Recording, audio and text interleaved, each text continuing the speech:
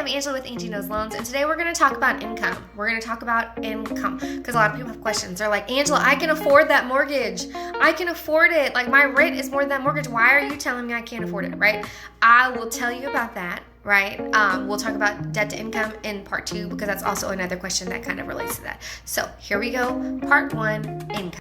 The easiest income to calculate is if you're salaried, right? If you say, Angela, I make $120,000 a year, and then I'm going to take that divided by 12, $10,000 a month. Easy peasy. That's the easiest one. When a lender sees that, we're like, bam, that's the best way to go. Okay.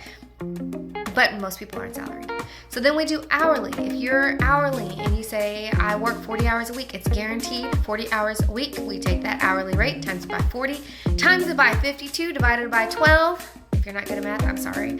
Then you have your monthly income, right? So that's also easy. Now, where it gets tricky is when you have overtime income, bonus income. A lot of my nurses who have variable hours, truck drivers who have varying methods of payment, or not methods of payment, but how they're paid. So it's by the load, by the hour, by the, whatever it is, right? Anything that changes from paycheck to paycheck is considered variable income, right? So your bonus may be $2,000 one year and then $5,000 the next. Is it based on performance, right? So these are all things that we consider as variable income. Now you're probably wondering how we calculate that. Most times it's going to be calculated on an average over 2 years. I'm not going to get into the specifics of it because there are things to consider, like, is it decreasing? How much is it decreasing by? Is it increasing? Like, we take those into consideration. But most times it's calculated over a 2-year average. So we'll take that overtime income, that bonus income, those variable hours, whatever it is, we're going to take it over 24 months, and that's going to be the income that we use.